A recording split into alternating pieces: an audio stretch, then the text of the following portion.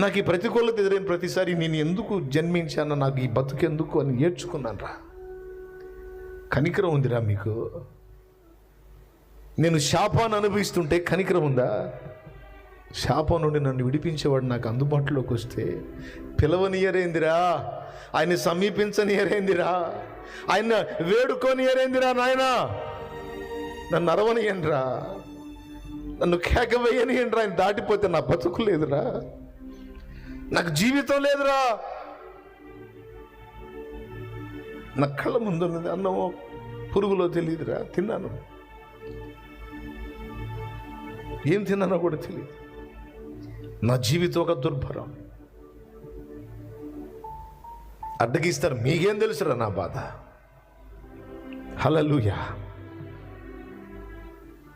ఈ గుండె ఘోష యేసు విన్నాడు, ఆగాడు. నీ అవరోధాలని ఆయన చూస్తూనే ఉన్నాడు.